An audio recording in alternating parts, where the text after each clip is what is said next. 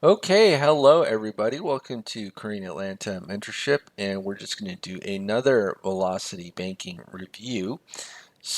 What is Velocity Banking? All it is a debt payoff strategy using a line of credit as your main operating account.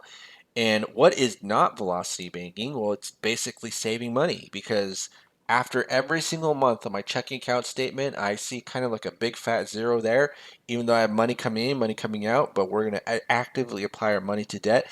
In fact, before we start our velocity banking review, I recorded an AI British voice to help us explain what is not velocity banking so that we can understand the concept better. So let's go ahead and play it.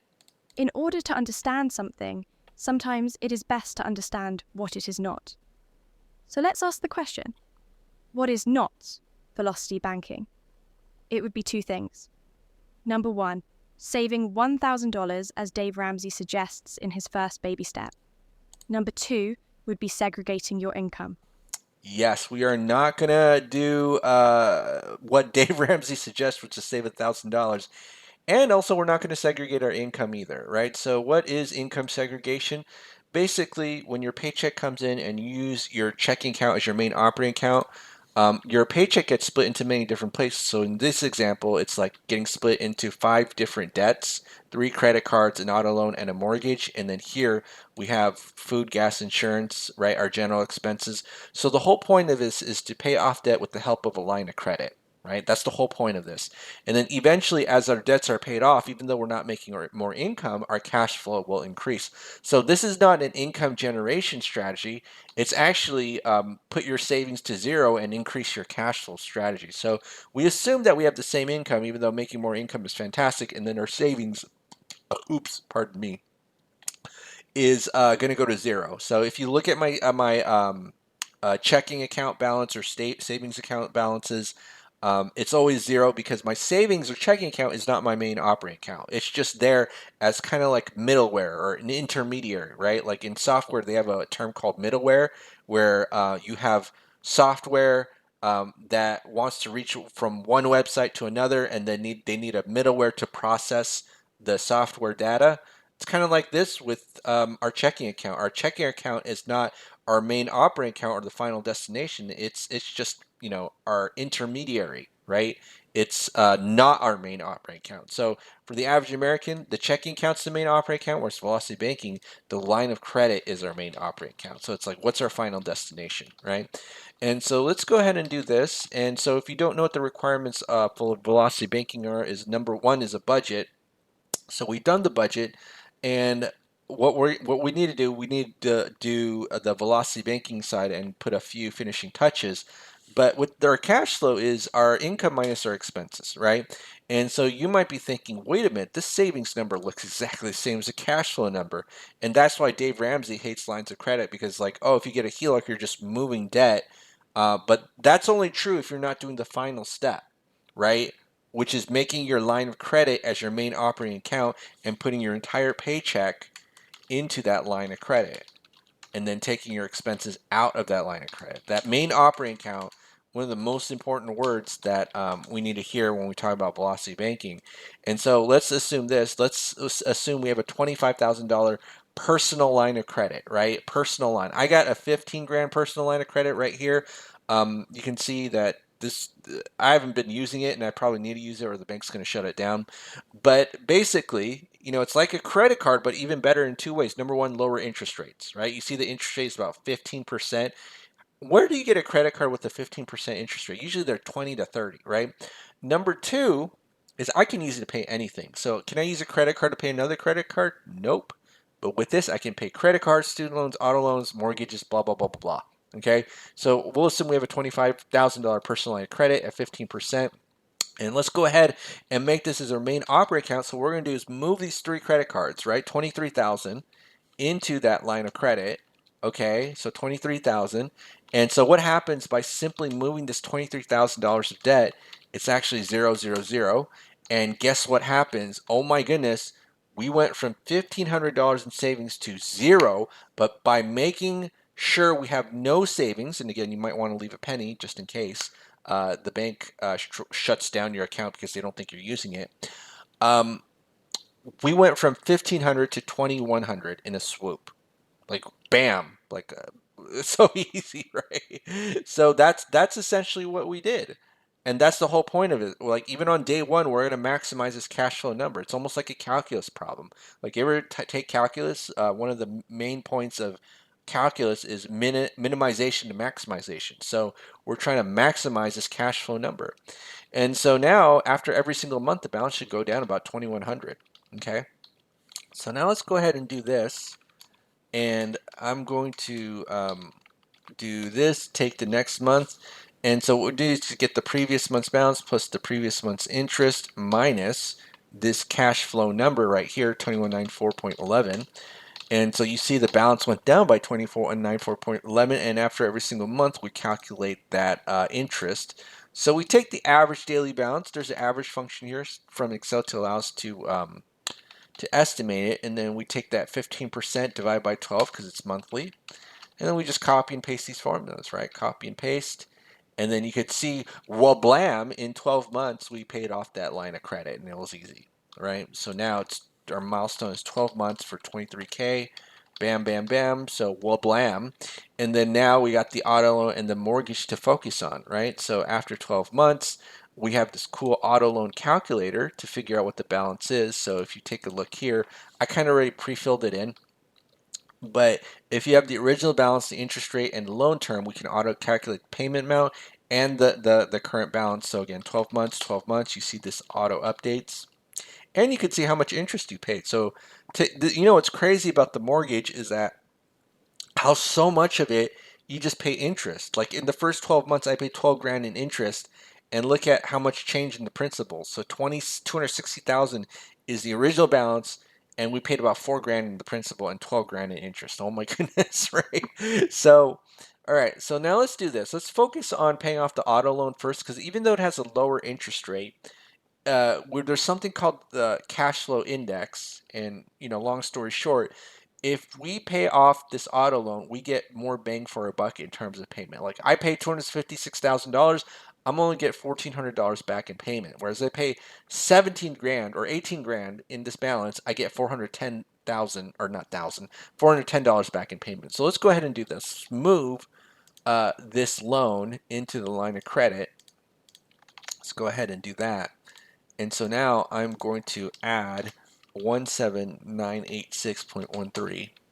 And so now simply by moving this loan to the line of credit, we get $410 back. So this is going to go to zero, right? And now we got almost we got $2,600 in cash flow. Oh my goodness, that was so easy. Okay, so let's go ahead and re-update this, right? Re-update this to say 2,600, 604.26. Okay, so now let's go ahead and do that. And whoa, we paid it off in about 18 months. Mind blown. All right. So let's go ahead and do that. And then we see that in 18 months, we paid off 55K. And so now the last one is the mortgage. Okay. So the mortgage, we have to be a little bit careful about because it's a deceptive loan, right? It's a very, very deceptive loan. And actually, let me just do this. This is 18 months. So 18. And as you can see here, what this cash flow index has a meaning. So if it's above 100, it means that the amount of payment that you have to pay compared to the loan balance is not that much, right? That's really what that means. And so if we put this thing entirely into a line of credit because we get so little cash flow, it's not a good idea to do that usually, right? Unless we happen to find a line of credit where the interest rate is lower or like around the same or lower than the loan, right? And luckily we have a velocity banking calculator for this. So in order to pay off the mortgage and do velocity banking with the line of credit, there's something called a chunking method, which means you just take a piece of the loan and then put it in line of credit and then do it what we did over and over again. So even if it's a 15% interest rate, that's okay, because it'll make it easy for us to pay off. And easy has a lot of value, right? Sometimes what happens with budgeting and all that is that it gets way overcomplicated and kind of like dieting. You make it overcomplicated. You do it for like 2 days, you get excited about it, and then you forget about it. Whereas this is really simple. I just gotta move some of the principal to the line of credit. So let's say I'm gonna move. I don't know how much should I make. I'll move about $8,000 to the line of credit. Let's just go ahead and do that. $8,000, right? And how much? Okay. And how long did it take to pay off that $8,000? It's 1, 2, 3, 4, about 4 months. And then we just rinse it and repeat again. Now, let me take a look at this, right? Been paying the mortgage for 18 months, and how long did it take to pay us? How much of the principal we paid off? 16, no, was it 16? $6,000, right? 18 months, but we did it in 4, more than that in 4, right? So that's really what essentially we're going to do. And luckily we have this thing called the Velocity Banking Calculator for this. So let me go ahead and open that up. Velocity Banking Calculator, we have that in. All right, so opening it right now in Excel. And let's go ahead and switch windows, and we're going to do that right here. Well, actually, hold on 1 second. Probably, okay, there we go. All right, so now what we gotta do is just fill it in. And this is a calculator provided by Renatus. Full disclosure, I make commission off of selling Renatus products. So, but this is where I first learned it. And I'm an independent contracting marketer. But Renatus is an educational company, and there's so much you can learn from it. But people, I'll be honest, my experience with most people is they just want to learn velocity banking. And why not learn how to buy properties at a discount? Learn about investing with your retirement accounts. There's so much you can learn. Learn about not making rookie mistakes. But people are like, I just want to learn velocity banking. And you know what the biggest complaint about people I hear from people about paying off debt? I just got into it again, right? So again, debt payoff is not the end goal. It's one of our main tools, but we have to be smart about what happens after we pay off our debt, right? So, all right. So let's go ahead and do this, and let's just fill in the numbers. And so what is our original balance? And let me take a look at our loan calculator again. It's 260,000. And then what is our current balance? It is 254,173, 254,173.1. And then what is the interest rate? It is 5% at 30 years. And the payment amount is 1395.74. 1395.74. And then now we have a 15% line of credit, and our income is 6,000. And what is our expenses? It is everything except for the loan we're trying to pay off. So it is $2,000. $2,000. Okay.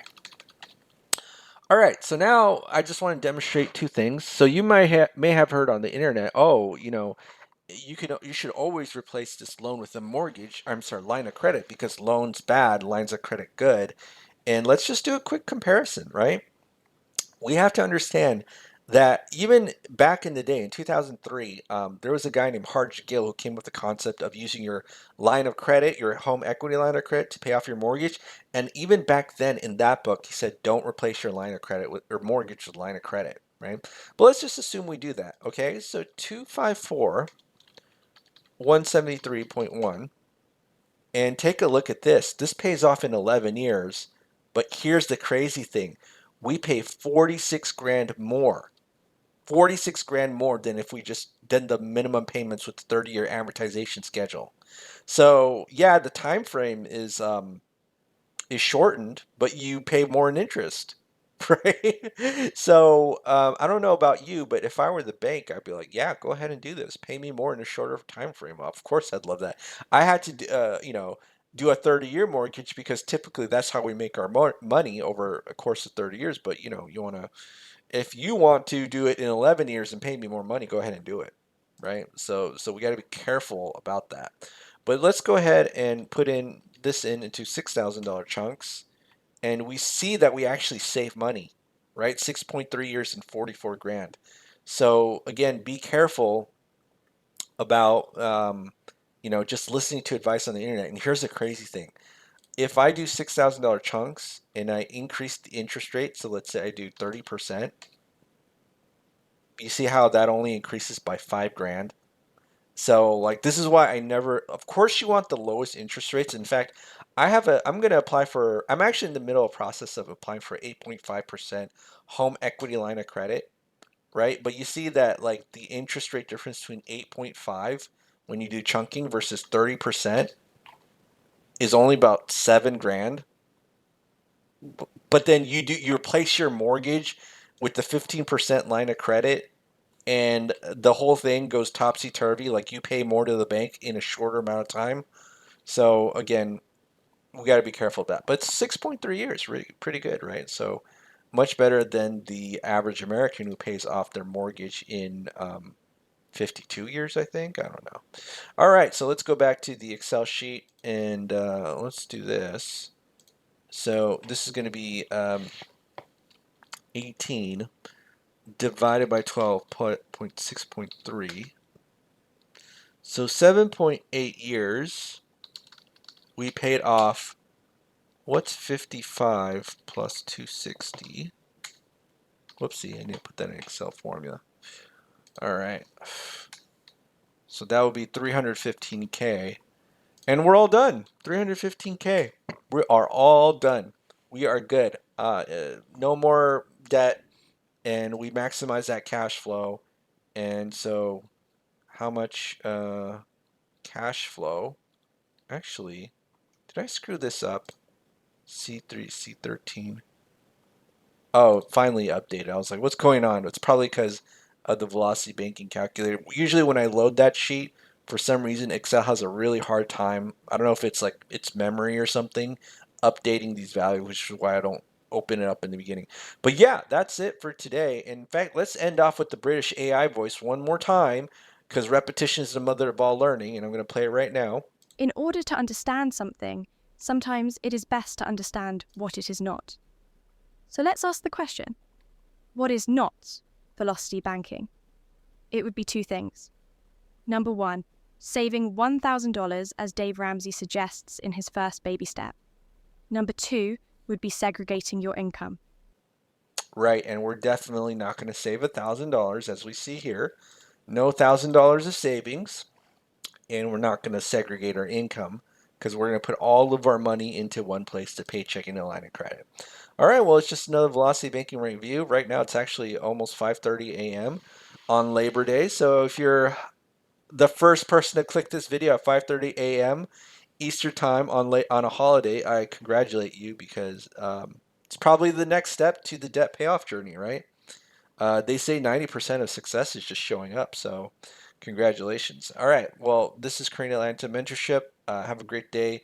And we actually have a live stream that we're going to do in about a couple hours at 11 a.m. Eastern, talking about the dangers of the first lien HELOC. I kind of showed it to you in this video already, but we'll do it again in a couple hours. So, have a great day, everybody. We'll speak next time.